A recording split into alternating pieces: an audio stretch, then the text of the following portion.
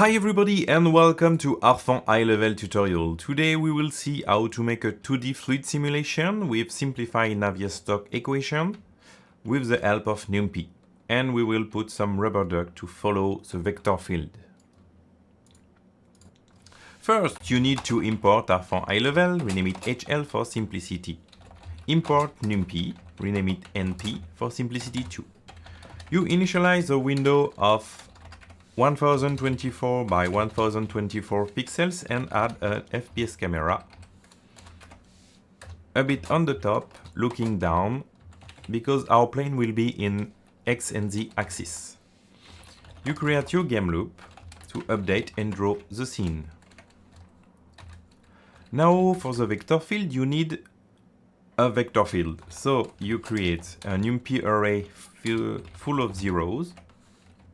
So our size of vector field will be 64 by 64, but because we use convolution, 2D convolution, you need an n+2 size array.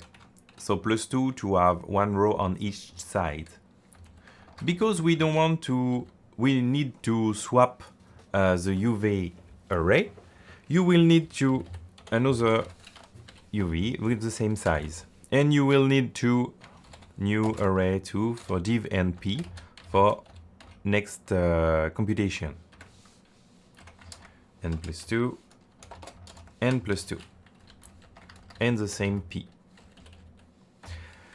So we have our vector field, so because it's u and v, so on x and z axis, it's the velocity of our vector field, you need two values, and on the second one too. Okay, beginning. So you need the delta time. So for that, you just ask get delta time in seconds. It will. It's a time between each frame. So if the computer is slow, it's a big value. If it's fast, it's a little value. So the simulation runs at the same speed. Now what we need is a velocity step function. We will give the UV prev, and DT value to work with, and after you'll need to draw your function, your vector field. So first, the velocity step. UV prev, and DT. So first, everything is empty. So we need to step and add a source. So we will use our prev to fill with 0. So in NumPy, the 2 dot means everything, and 0. And we will add a bit of value in the middle on the axis. So in int and divide by 2. So it will be a little bit on the side.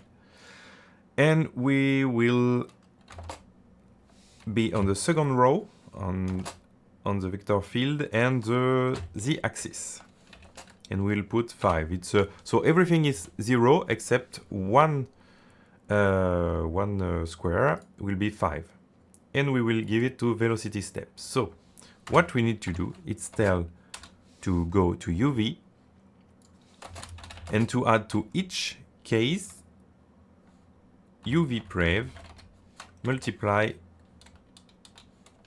by dt.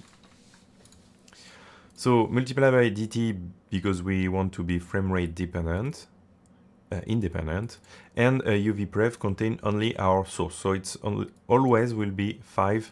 So push a little 5 up because it's 1.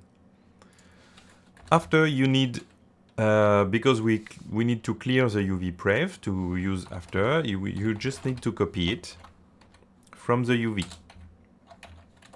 So we do that, it's just to avoid to copy a new array each time it's already done in global. So you need to function, you need to project. So it's just send the current value to all the neighbor, and the advection, it's a way to make the how it's called. Advection is the way to make the fluid works. Like you have the pressure, you have all the circular movement, and it will just, if it's fast on the side, it will just create a depressurization and bring the other with it. So dev project UV. So project, I will copy past our function because it's full of big computation, and I will explain.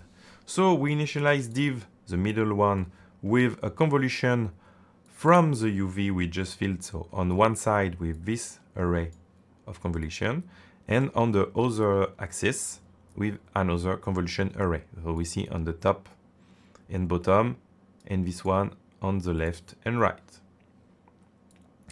After we have div, we need p, we initialize with 0. And we don't need that, obviously. I just say, and we just fill with 0. We need a linear function, which will do it later. And after we put back in the UV our convolution in two sides, and for the 0 and 1. So x and z axis in our case. Now we will copy past conv2d and linear solver. So conv2d, it's simple. It's you give an array and a kernel. So it's a 9 by 9 value. So 3 by 3 matrix.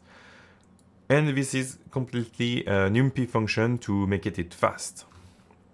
Linear solver, however, it will be to project on the side multiple times, like 20 times. It's to have a much more definition of the array. So if you do 20, if your computer is slow, you can do 10 or 5, and if it's fast, you can do more. If you put more, it will be nicer. It will be more precise. So this is for project. Advection function.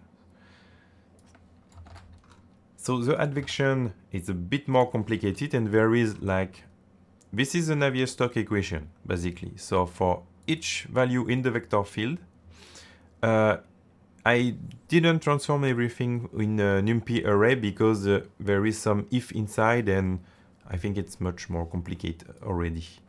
So this is the Navier Stokes equation.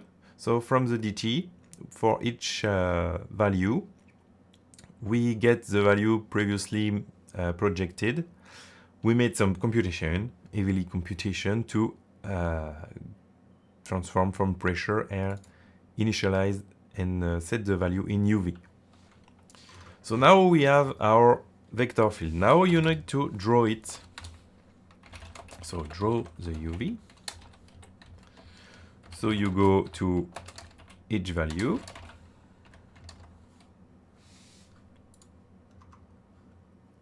So we just need the inside because we don't need the border. It's just for the convolution. So I and j.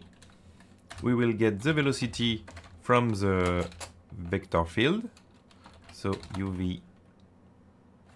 And we will transform to vector 3 for Harfang. So UV, it's on A and J and 0 because it's the X value. We'll have nothing in 0 on Z, on Y, and we will put on Z the second value. We have our velocity. We will compute the length for later. So HL len2. So len2 is faster because it didn't do the square root. We don't need it. We don't need to be this precise, and we multiply by 500 to see something. So now we will create our point from the middle of the vector field to the view. So we say we have our camera and we want to put the vector field in the middle. So it's much simpler to reduce to minus 0.5 to 0.5. So a vector 3. So it's I divided by n, so it will be between 0 and 1, but we'll move a bit lighter on the left. Nothing in 0, and j. So we have p. Now we want to draw a line to show how much we have in each vector field. So HL, draw line. We'll put V because it's a vector, P, 2P plus velocity.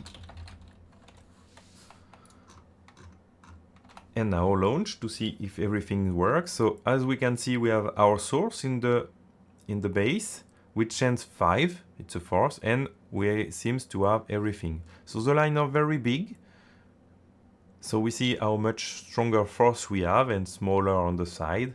And we see the advection working because we have a kind of flow. But we don't see much. And we can see some distortion coming, because the pressure on the side will come back. So now to see a better place, a better line, we just need to normalize them. Normalize. We have a function in HL to normalize a vector, so velocity.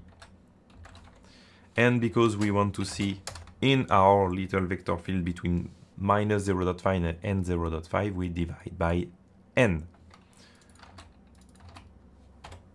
So test. And it's a Z, not a S. We try.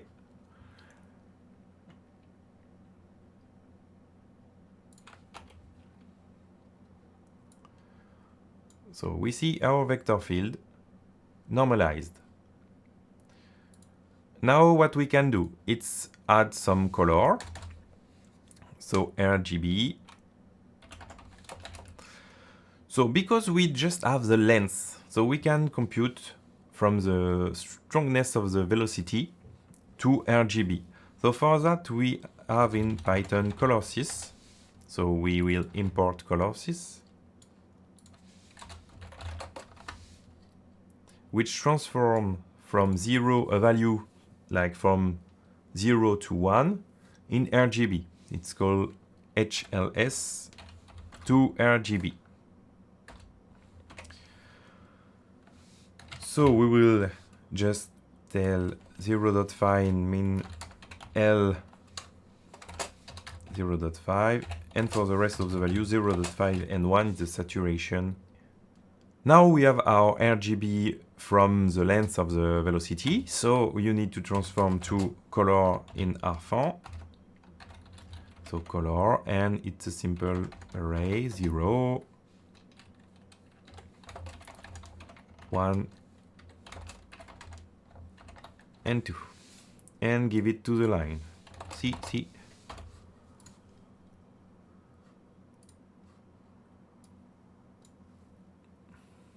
So as you can see, there is a lot of movement in the middle.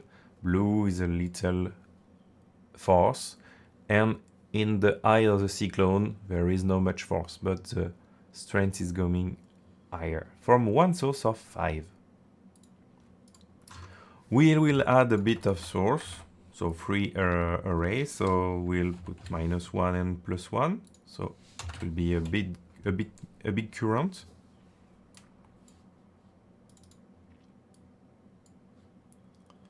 This is a larger one. Now we can add, so it's all in 3D, but it's a plane.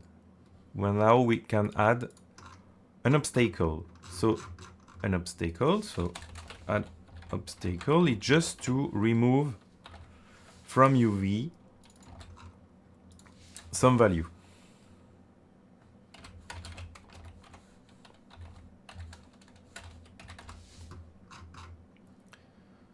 So I just make a square, so I will choose the center of the square will be half n, so it's int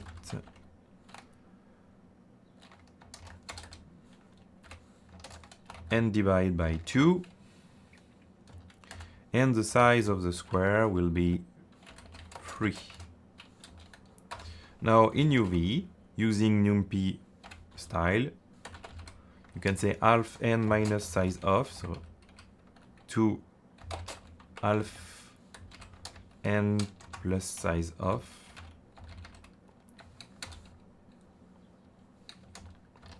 and on the 2 axis, and for every value it will be 0. And now we should have our 0 value here, and the current just go on the side, making new cyclone in the middle. Now we have our vector field, which are just values, and the best is to have something floating around like some particle. But particle are square and boring, so we will add rubber duck floating on the water. So we need particle array. We will create 248 particles. So we need a node, so a rubber duck, add 3D file. It's stored in rubber duck folder and it's called scene.gltf. We will place our rubber duck randomly on the surface of the plane. Set word. We make a transformation matrix. So the position will be a vector 3 with random value. So this is needed to be imported from Python. So it's random value. So random is in int. So we'll say minus 100 to 100 and a step of 1. And divided by 200, because we want between minus 0.5 to 0.5. So we will need that in 2 axes, so nothing in Y and on Z. Now we need to set up the rotation, which is 0, and the scale, it's 0.01, because our rubber duck is quite big. And add the node to the particle to update the position later. So normally the duck will be in the scene. So we have our duck in the plane. Now we need to make them move from the vector field. To move it, so go to each duck.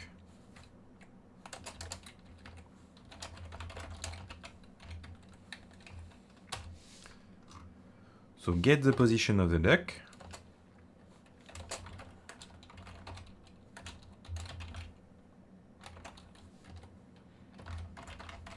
Get transform, so it's a transformation matrix and we just need get position.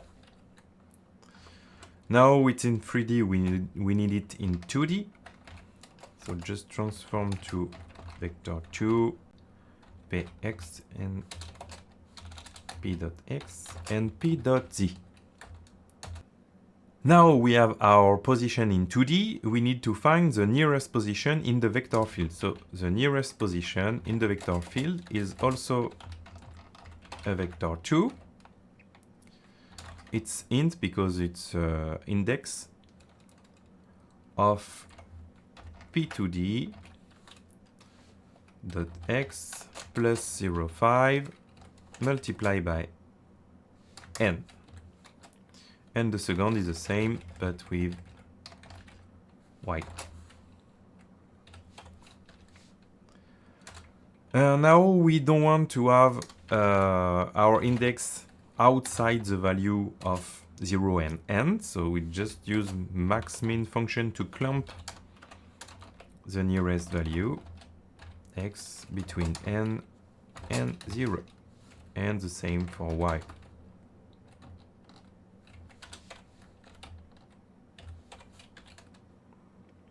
Okay, now we have our position in the vector field. Now we need to interpolate between each place in the vector field. We use a simple interpolation from the nearest to the side on the right and top square.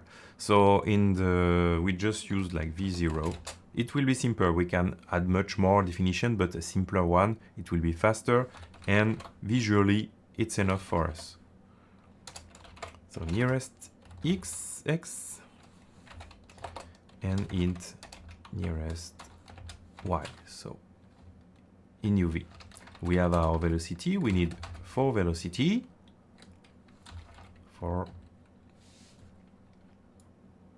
1, 2, +1 on y and +1 on the both.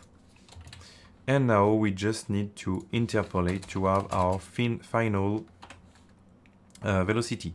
So it's v0 multiplied by the distance from the position of the duck and the nearest point. So p to d and nearest.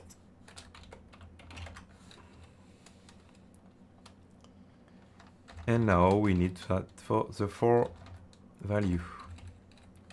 So it's just a simple add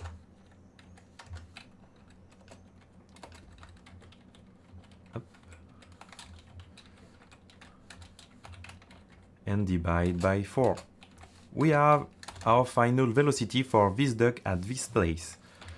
Now we just need to add to the position the current value, the current velocity. So v0 multiplied by dt and divide by 100 because the force is quite strong. So the rubber duck, we just follow the water, but not at the same speed of the water. And same for y. And now send it to the particle position. I get transform, set the matrix,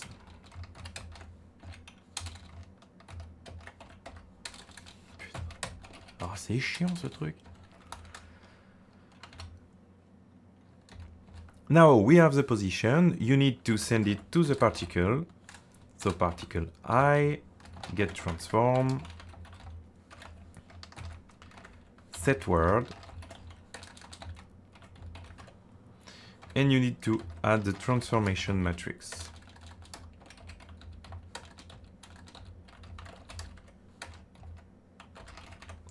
So HL vector 3 for the position, which is P. So in fact, I'm wrong. It's not Y, it's Z, because it's a 3D point and we are on X and Z axis. And after we want our duck to be in the direction, rotated in the direction of the current flow. So it will be simple. We just need a V3. I'm working on it.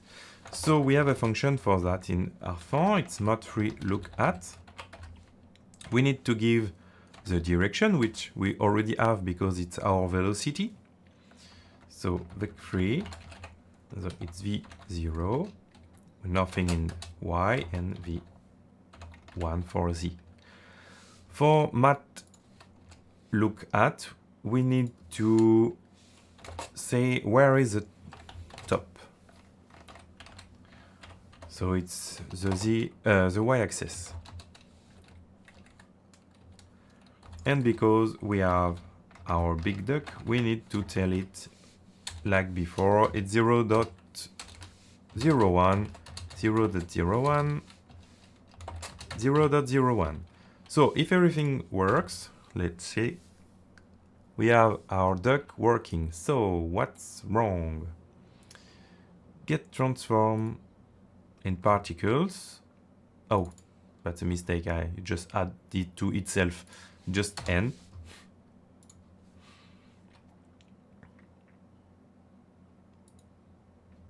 P0 is not happy about it. So for now, we'll just put it back and just see what's going on. So we have our flow and the duck are following the flow and are completely stopped at our obstacle.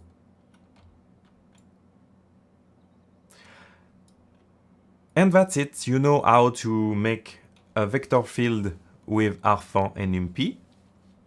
See you soon with new tutorial.